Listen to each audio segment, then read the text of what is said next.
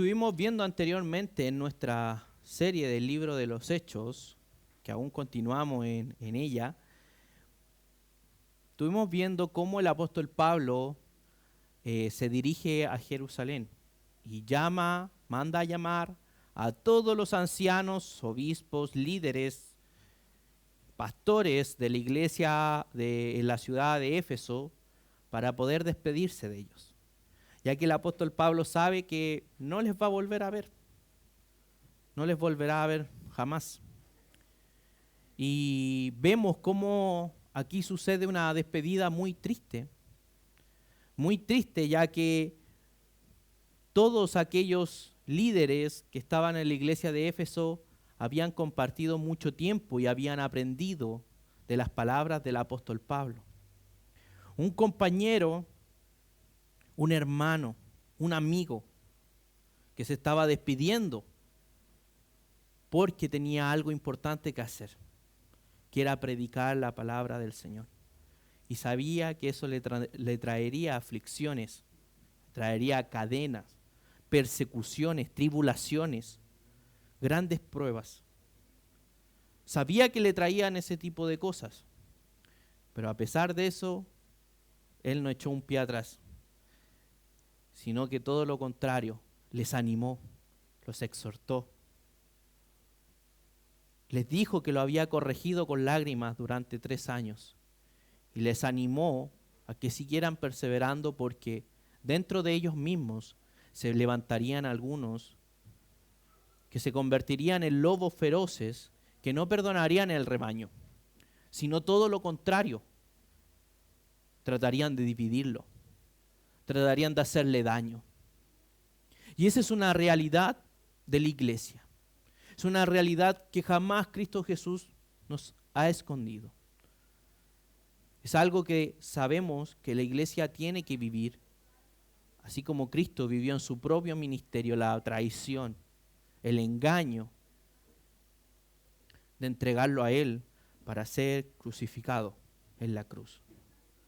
Es así como el apóstol Pablo deja la ciudad de Mileto luego de que se despide de estos ancianos, y el apóstol Pablo empieza a viajar en ciudad y en ciudad, quedándose muy poco tiempo en aquellas ciudades.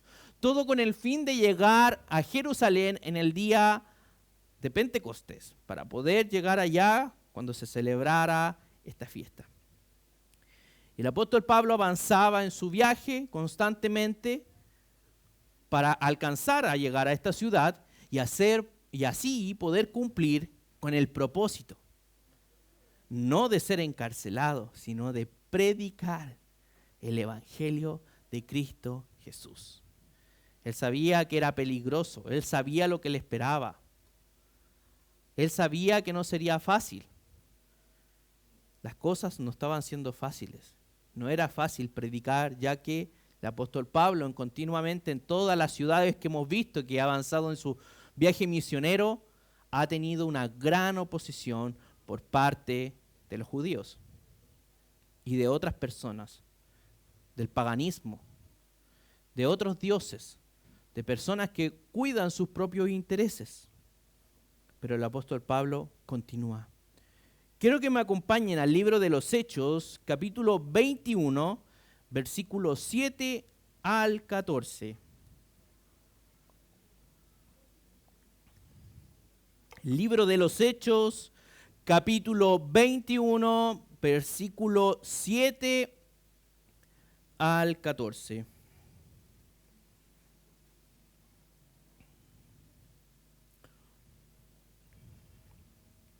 Y dice así: terminando el viaje desde Tiro, llegamos a Telomaida y después de saludar a los hermanos, nos quedamos con ellos un día. Al día siguiente partimos y llegamos a Cesarea, y entrando en la casa de Felipe, el evangelista, que era uno de los 7, nos quedamos con él. Este tenía 4 hijas vírgenes que profetizaban. Y deteniéndonos allí varios días, descendió de Judea cierto profeta llamado Agabo, quien vino a vernos Y tomando el cinto de Pablo, se lo ató a las manos y a los pies y dijo: así dice el Espíritu Santo, así atarán los judíos en Jerusalén al dueño de este cinto y lo entregarán en manos de los gentiles. Al escuchar esto, tanto nosotros como los que vivían allí le rogamos que no subiera a Jerusalén. Entonces Pablo respondió: ¿qué hacen llorando y quebrantándome el corazón? Porque listo estoy, no solo para ser atado, sino también a morir en Jerusalén por el nombre del Señor Jesús. Como no se dejaban persuadir, dejamos de insistir diciéndonos que se haga la voluntad del Señor. El apóstol Pablo tiene una actitud y ha tenido una actitud sabiendo de que iba a padecer, de que iba a tener varios conflictos, aflicciones y cadenas en esta ciudad. Jamás él ha echado un pie para atrás, porque el apóstol Pablo tenía un gran celo por la palabra de Dios. Y su celo por la palabra de Dios lo llevaba a hacer ese tipo de cosas. La pregunta, hermanos, para nosotros no es solamente si el apóstol Pablo estaba teniendo este celo, sino si nosotros estamos teniendo hoy en día este celo del Señor. ¿Estamos teniendo celo del Señor por la palabra para predicarla? Esa pregunta debe ser respondida por cada uno de ustedes.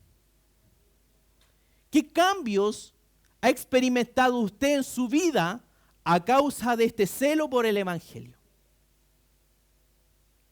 Si cree que está causando, que tiene usted el celo del Señor, analice qué cambios en su vida ha estado generando este celo en su vida, en su experiencia de vivir con Dios. Y si no lo tiene o piensa que no lo tiene, piense qué cosas Dios puede hacer para que usted vaya caminando con Él.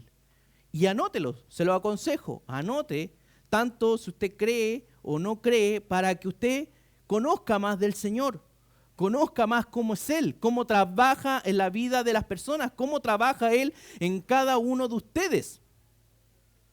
Es una buena práctica el que nosotros podamos tener bien definidos qué cosa está trabajando hoy en día el Señor en nosotros. ¿Está trabajando en nuestro carácter? ¿Está trabajando nuestra pereza? ¿Está trabajando nuestra soberbia? ¿Está trabajando nuestra codicia? ¿Está trabajando nuestro orgullo? ¿Qué es lo que está trabajando el Señor en nosotros? Es una cosa que debemos preguntarnos, ya que si nosotros no estamos trabajando y el Señor no está trabajando en nosotros para caminar al celo del Señor, jamás vamos a poder abrir nuestra boca para compartir el mensaje de salvación, el cual nos ha salvado para vida eterna. Compartirlo con otros y así otras personas puedan alcanzar salvación, redención, por medio de este hermoso sacrificio que hizo Cristo Jesús. Y en el versículo 8 dicen los hermanos, dice: al día siguiente partimos y llegamos a Cesarea, y entrando a la casa de Felipe, el evangelista, que era uno de los 7. Ahora uno se pregunta, Felipe el evangelista, uno de los 7, ¿qué parecen los Power Rangers, los Avengers? ¿Quiénes son estos 7? No nos dice el texto. Solamente nos dice que Felipe es uno de los 7. Ahora, si recuerdan ustedes, anteriormente en el libro de los Hechos, nosotros estuvimos viendo, y quiero que me acompañen porque lo vamos a leer, en Hechos capítulo 6, versículos del 2 al 4, vamos a ver quién era este Felipe.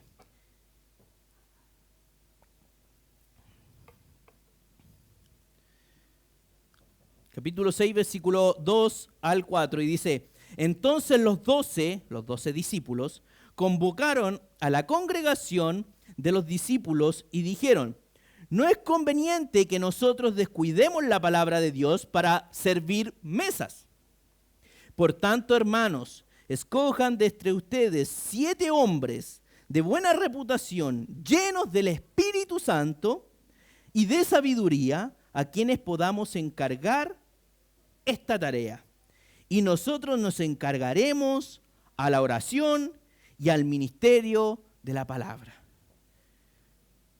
Felipe era uno de estos 7 diáconos que se escogieron para la iglesia de Jerusalén. Junto con él, también uno de estos 7 era Esteban, aquel mártir que murió, siendo uno de los mayores responsables de su captura. El apóstol Pablo también, que antes era Saulo de Tarso y capturaba a los cristianos para ser enjuiciados y participar de sus muertes en los asesinatos públicos que se hacían a los cristianos. Entonces, es muy curioso de ver que este hermano Felipe, de ser uno de los 7 que servían mesas, que era sabio, que era lleno del Espíritu Santo, ahora no tan solo participa de ser un diácono, sino que ahora es conocido como Felipe el Evangelista. Se ganó un título. Felipe el Evangelista. ¿Por qué se ganó este título? Porque él evangelizaba.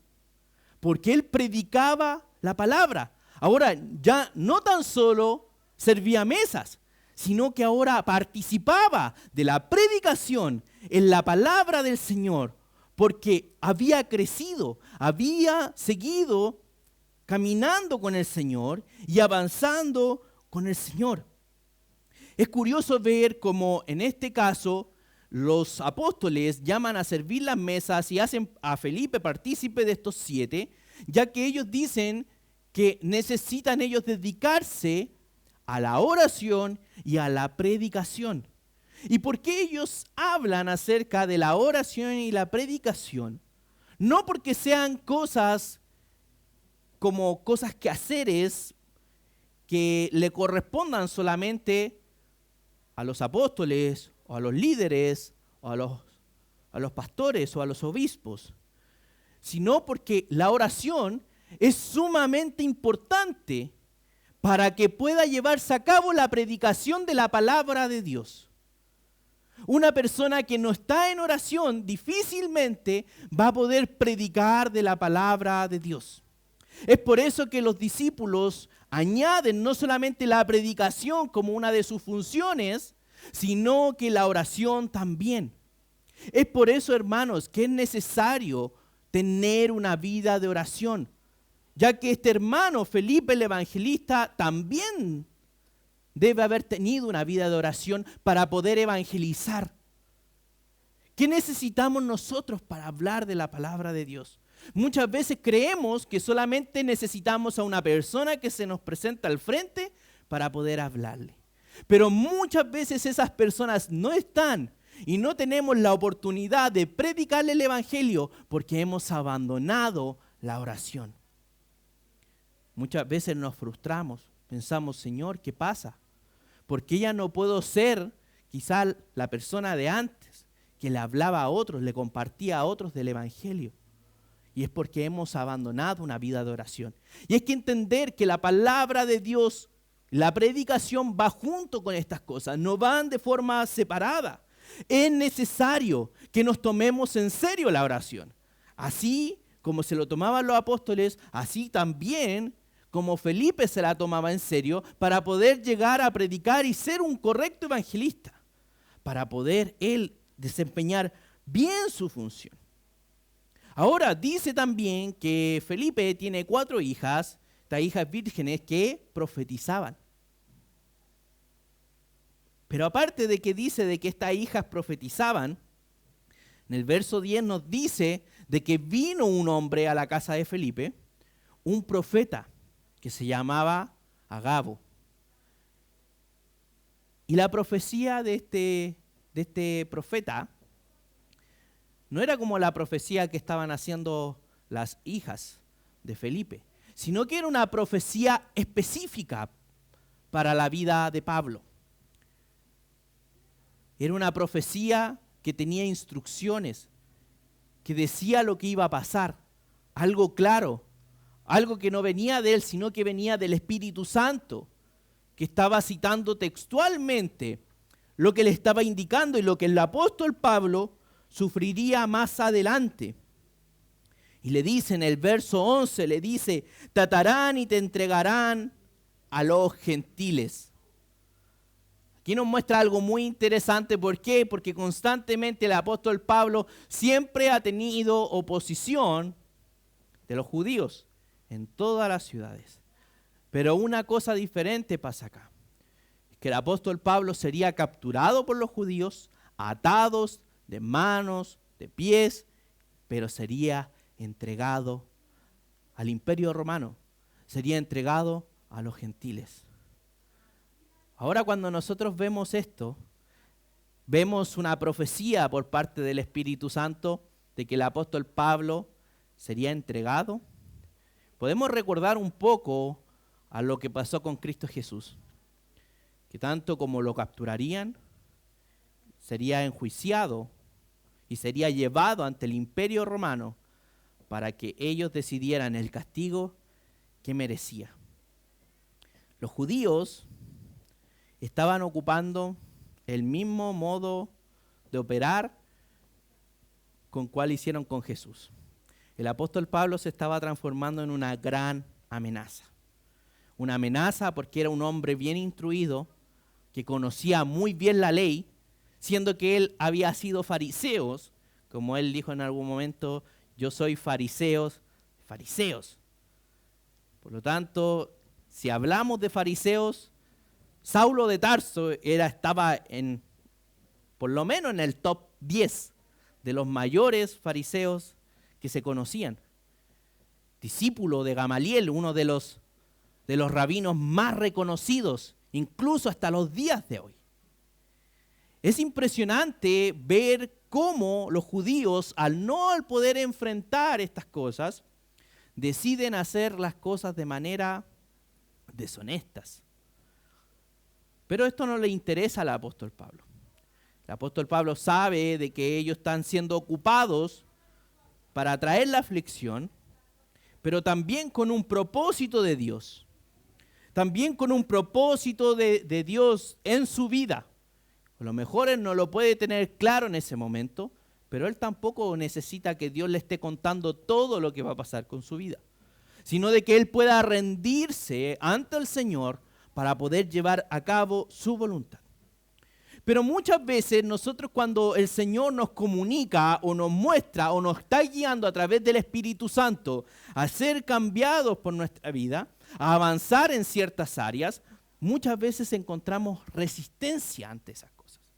Y una de las resistencias que tenía el apóstol Pablo es que justamente los discípulos, que al escuchar eso, dice tanto en el versículo 12, tanto nosotros como los que vivían ahí, le rogamos que no subiera a Jerusalén. Resulta que ellos decían estas cosas, hermanos, porque ellos estaban siendo dominados por sus sentimientos, de saber que probablemente perderían a un hermano, a un gran amigo, un compañero en la fe, con alguien que han aprendido, que han disfrutado, que han caminado, y saber que sería entregado y probablemente asesinado en este lugar. Ellos le pidieron por favor que no fuera, que no subiera a Jerusalén. No querían sufrir tal tristeza. Y muchas veces las dificultades hacen aflorecer nuestros sentimientos. Al saber que vamos a experimentar cosas no muy agradables, nos resistimos.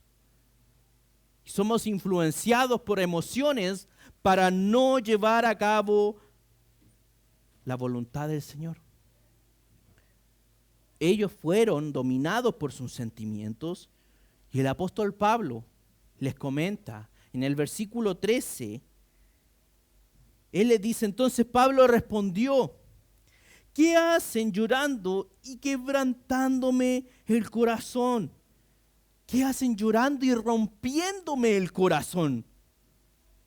El apóstol Pablo sentía estos sentimientos de amor, de respeto, de sus hermanos. Y también se entristecía por verlos tan tristes a ellos, por verlos desesperados por lo que iba a pasar y no poder hacer nada al respecto. Por lo tanto, ellos trataban de convencerle para ver si dentro de esta persuasión podían aceptar ellos. Pero el apóstol Pablo también sentía tristeza por lo que estaba pasando. Él no estaba sin emociones, sino que sí también sentía tristeza porque le estaban quebrantando el corazón, el llanto de sus amigos, el llanto de desesperación, el llanto de necesitar que eso no pase, de querer encontrar otra salida.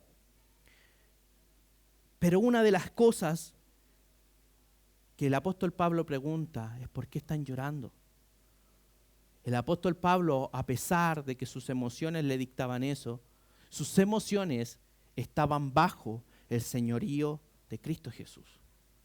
¿Cómo podemos saber esto? Porque no se dejó influenciar por estas emociones para llevar a cabo aquellas súplicas, aquella persuasión que le estaban haciendo sus amigos, sus hermanos, sus compañeros, los apóstoles. Él no cedió ante esto y no lograron convencerlo. Y no lo lograron convencer porque el apóstol Pablo tenía un gran compromiso con la palabra de Dios. Eso era lo que mayormente le emocionaba. El apóstol Pablo no quiere decir que él no sentía emociones. Y hermanos, entendamos que no es malo sentir emociones. El Señor nos ha dado esas emociones. Pero debemos saber que las emociones son cambiantes y nos pueden llevar a tomar decisiones erradas. Cuando nosotros tenemos un compromiso con el Señor, muchas veces tendremos días en que nuestras emociones nos van a llevar a querer abandonarlo todo, a querer desistir de este camino, a querer ya no relacionarnos ni con Dios, menos con los hermanos, de tener otra clase de vida, de tener otra clase de vivir el Evangelio. Porque muchas veces nos dejamos dominar por nuestras emociones, por lo que está pasando en nuestra vida. Pero el compromiso que tenía el apóstol Pablo era tan grande que eso lo emocionaba aún más. Eso lo llevaba a él aún más a hacer la voluntad del Señor. Dice: porque listo estoy, no solo para ser atado, sino también a morir en Jerusalén por el nombre de Jesús. El apóstol Pablo estaba dispuesto a morir por ese compromiso. Ese compromiso que también era guiado con emociones, pero no era dominado por las emociones. Conllevaba emociones, pero no era dominado por las emociones. Y esto es algo fundamental para entender el reino de Dios. Las emociones tienen que ir acompañadas por el conocimiento de su palabra. No por otras cosas externas, no por los estímulos que podamos sentir en nuestro cuerpo, no porque la música está sonando a un nivel alto o suena muy bien, o no porque yo al final de la predicación quiera hacer pasar al pianista y le diga: toca algo mientras yo hablo, y cambio mi manera de hablar y hablo más susurrando para influir en sus emociones y pueda conseguir quizás que usted se conmueva y pueda tomar ciertas decisiones. No es lo que se busca, hermanos. Es que si nosotros tenemos emociones, que sea porque la palabra de Dios genera esas emociones en nosotros. Que si lloramos con una alabanza, sea porque hemos sido rescatados por Cristo Jesús. No porque la música, las melodías tengan que ver en eso. Alabamos al Señor con todo lo que tenemos. Pero lo que realmente tienen que sentir nuestras emociones es lo que la palabra del Señor ha hecho y hará en nosotros. Es esa la manera correcta de disfrutar las emociones. Pero cuando nosotros nos dejamos guiar por emociones, constantemente vamos a ver que nuestras decisiones cambian y jamás podremos conocer correctamente a Cristo Jesús.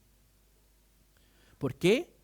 Porque un día estaremos cansados, porque un día no queremos nada con Él, porque un día nos pasó algo que a lo mejor no nos sentimos muy cómodos espiritualmente, anímicamente, financieramente, matrimonialmente. Pueden ser muchas cosas. Debemos entender que los sentimientos cambian, pero también debemos entender cuál es el carácter de nuestro Dios. Que nuestro Dios tiene emociones. Él siente ira, siente misericordia, tiene gracia para todos nosotros. Pero ninguna de sus emociones afecta las decisiones que Él ha tomado con el ser humano. Jamás, por sentirse irado, Él se apresuró para desechar el plan salvífico. Por toda la maldad del ser humano, Él jamás desistió de decir, hasta aquí nomás llegamos, yo no envío a mi hijo porque se pasaron de la línea. Jamás. Nuestro Dios siempre tuvo su plan salvífico para poder ser presentado. Siempre fue su misión esa. Y ninguna de sus emociones, a pesar del abundante pecado que existe y que existía y que va a existir, aún así su decisión no cambió. Porque sus decisiones están fundamentadas en sí mismo, un carácter que no cambia, como su naturaleza, que no cambia como su santidad, no cambia como su gloria. Todas esas cosas son permanentes. La santidad de Dios no cambia, la gloria de Dios no cambia, su fidelidad no cambia. Es por eso que nosotros podemos acercarnos confiadamente a Él y tener esta seguridad de que no tenemos que estar viendo cómo Él está en su estado de ánimo. Así como muchas veces esperábamos que nuestros papás estuvieran de un buen estado de ánimo para contarle algo o para pedir permiso. Decir, ok, ¿está bien o no? Sí, está bien. ¿Me dan permiso para salir? ¿Tienen dinero que me puedan dar? Sí, bueno, y los papás normalmente que se dejan llevar por emociones, si están enojados, dicen, no vaya a salir para ningún lado. Y así. ¿Por qué? Y uno sabe que no tiene que preguntar en esas circunstancias porque te van a decir que no. Uno sabe, mira la actitud y uno conoce, también manipula la situación para decir, no es el momento adecuado. Pero cuando uno lo ve contento, esto aquí, ahora, una mala nota, una falta que cometí, una embarrada que a lo mejor me mandé, puedo comentarlo con mi papá. ¿Sabe qué, papá? Quiero comentarle algo. ¿Qué pasa, hijo? Venga para acá, a ver que ya, si no es tan malo, ahí lo vamos a arreglar. Pero si vemos a nuestro papá, cuando éramos más pequeños, enojados, no se nos pasaba ni por la mente contarle algo. Es así como, hermanos, nosotros podemos tener totalmente tranquilidad al momento de acercarnos a nuestro Dios. Porque sus decisiones y su manera de ser están fundamentados en cosas que no cambian. Porque su fidelidad jamás dejará de pasar, su gloria jamás dejará de existir y su santidad siempre estará. Por lo tanto, podemos confiar en acercarnos a Él en cualquier momento, independiente cómo me sienta yo. Es por eso que nosotros como cristianos debemos entender, ¿interesa acaso si recién he pecado para acercarme al Señor? Muchas veces nos sentimos como indignos, decir, ¿cómo voy a ir ahora a acercarme si recién he fallado? La verdad, hermanos, lo que nos muestra la palabra es que debemos acercarnos al arrepentimiento. Entre antes mejor. No importando si nos sentimos de una manera o nos sentimos de otra manera. Si nos sentimos dignos delante del Señor o nos sentimos merecedor de ciertas cosas, no se trata de eso. Se trata de saber de que Él es nuestro Padre y su misericordia, su perdón y su salvación están basadas en cosas que no cambian a pesar de nuestro comportamiento. Pero si nosotros realmente hemos tenido salvación en Él, nuestro comportamiento estará ligado al arrepentimiento, a la predicación a otros, al poder estar juntos con su iglesia, al poder disfrutar de aquellas cosas que Él nos mandó. Eso está ligado cuando correctamente hemos sido transformados. No es un padre que podemos ver y tener un padre que lo vemos una vez al año y decir, bueno, si Él total igual me da las cosas. No es una actitud correcta de un hijo que ha sido comprado con precio de sangre. Hemos sido transformados para que nuestras emociones no gobiernen nuestra vida, sino el conocimiento que hemos entendido de la palabra de Dios. Si usted quiere conocer más a Cristo Jesús, para poder vivir una vida estable, en donde sus emociones no destruyan a lo mejor todo lo que está a su paso, acérquese al Señor. Vaya a la oración. Comprométase con la oración de estar tiempo con Él para conocer lo que Cristo Jesús tiene para su vida. Y muchas veces esos planes tendrán que ver por pasar por pruebas, pasar dificultades. Pero solamente teniendo el carácter de Cristo Jesús, teniendo el carácter de nuestro Dios, podremos salir adelante. Porque si vienen las dificultades, ¿qué hace las dificultades con nuestros sentimientos? Los despedaza, nos hace sentir pésimo. No va a ser algo muy agradable. Aunque el Señor nos manda a tener gozo en todo momento. Pero ese gozo también viene cuando podemos conocer de su palabra y podemos someter esos sentimientos al conocimiento de la palabra, de saber que Él es fiel, de saber que Él nos salva, de saber que Él es justo, de saber que Él nos rescata. Teniendo todas estas cosas en mente, podemos confiar en que el final de nosotros, a pesar de cualquier circunstancia, será bueno. Cualquier circunstancia, ya sea favorable o no, podemos tener totalmente certeza de que nuestro final es bueno.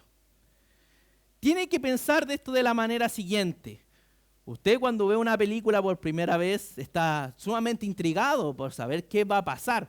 Normalmente intuimos que los personajes principales no mueren porque eso es lo que se cuenta normalmente.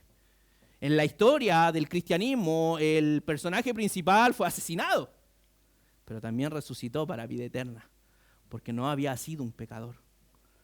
Es así como nosotros cuando creemos en este Cristo Jesús, en nuestro Salvador, en el Mesías, en el ungido, podemos saber y conocer que perseverando en la fe, tendremos un final que ya está establecido, que es salvación, vida eterna, estar con Cristo Jesús por la eternidad, gobernando como su iglesia, estando con Él, siendo uno con Él, disfrutando de todos sus atributos, de deleitarnos día y noche, sin tristeza, sin angustia.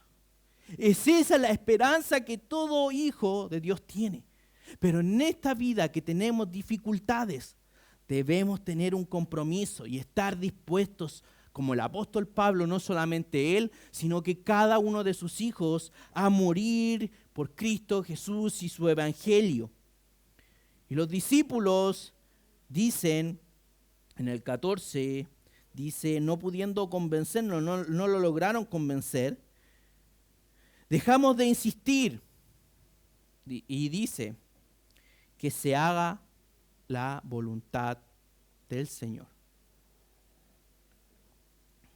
Es aquí cuando nosotros vemos que realmente, hermanos, los discípulos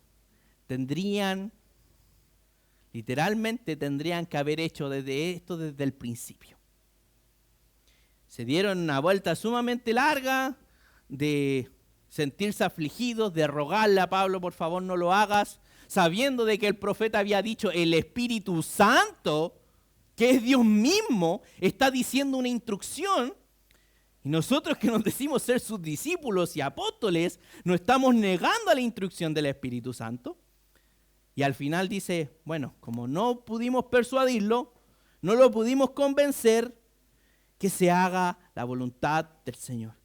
Y debemos entender, hermanos, que los discípulos debieron hacer esto desde el principio, al escuchar lo que tenía que decir el profeta. Lo que tenían que haber hecho los discípulos es haber escuchado al profeta, saber la dificultad que le iba a enfrentar el apóstol Pablo y decir, hermano, vamos a la oración. Se viene algo difícil. Oremos juntos. Debemos orar por ti. Compartamos en la oración a nuestro Señor para que se haga su voluntad. Y el apóstol Pablo así poder experimentar la voluntad de Dios en su vida. Sabíamos que esto iba a suceder. Era el Espíritu Santo quien estaba mandando este mensaje. Por lo tanto, cuando nosotros tenemos una indicación por parte del Señor a nuestra vida y el Señor nos está impulsando un cambio, un arrepentimiento, a cambiar nuestra forma de vivir, debemos ir a la oración. No resistirnos con nuestras emociones, sino de ir a la oración y decir, permíteme, Señor, a pesar de la dificultad, experimentar tu voluntad en mi vida. Sé que será difícil, eso es claro. Pero debemos ir a la oración para poder experimentarla. Y muchas veces caemos en dichos populares como, si es la voluntad de Dios, se hará, o igual pasará. Todas las cosas pasan por algo, como si fuera una voluntad de Dios que nuestras decisiones no tuvieran nada que ver aquello. Lo que debemos entender, hermanos, es que el Señor, nuestro Dios, nos ha permitido decidir, tomar decisiones. Si yo boto este vaso ahora, no quiere decir que es la voluntad de Dios. Yo lo puedo ejecutar, no lo voy a hacer claramente. Puedo tomar decisiones. El Señor nos ha permitido eso y a veces creemos que simplemente nosotros somos marionetas ocupadas por Dios y que no hay nada que podemos hacer y que es su voluntad. Tenemos estos pensamientos, estos dichos, pero debemos saber que esto no es la voluntad de Dios. El pecado no es voluntad del Señor, pero aún así pecamos. Aún así somos pecadores constantes. Y Dios permite que nosotros podamos llevar a cabo el pecado porque estamos tomando decisiones. El hecho que Dios permita que tomamos decisiones y permita que nosotros cometamos pecado no lo hace autor del pecado, sino que lo hace autor de respetar que cada ser humano es responsable por su manera de vivir, por su manera de actuar, por su manera de decidir, por su manera de escoger. Pero no porque eso malo pase, Dios es el autor de aquellas cosas malas. Hermanos, el ser discípulos de Jesús no tiene que ver con no pasar dificultades. De hecho, es todo lo contrario. Tendremos dificultades. Tendremos dificultades en esta vida porque el reino de esta vida está en contra. El reino de este mundo está en contra del reino de Dios. ¿Y por qué está en contra del reino de Dios? Porque gobierna otra persona. Es un reino con otro rey. ¿Estamos viviendo en el reino de Dios? ¿Estamos siendo ciudadanos del reino de Dios? Con las características del reino de Dios, que tiene que ver el arrepentimiento, predicar el evangelio de la gracia, confiar y permanecer en Cristo Jesús, ser un ciudadano del reino, pertenecer a su voluntad, pertenecer y someternos a su señorío, en cómo Él quiere que hagamos las cosas y no como nosotros pensamos que las cosas se hacen. ¿Estamos siendo ciudadanos de este mundo, reinados por Dios, o estamos en otro reino gobernado por otra persona? ¿Gobernando por Satanás, el diablo? Debemos ser cuidadosos, hermanos. Podemos estar solamente en dos reinos. En el reino del mundo, donde Satanás, el diablo, es quien gobierna, o estar insertos y ser ciudadanos del cielo, ciudadanos del reino de Dios, que Dios es nuestro rey y Dios es quien gobierna en este reino. No busquemos ser discípulos incapaces de aceptar las tribulaciones, hermanos.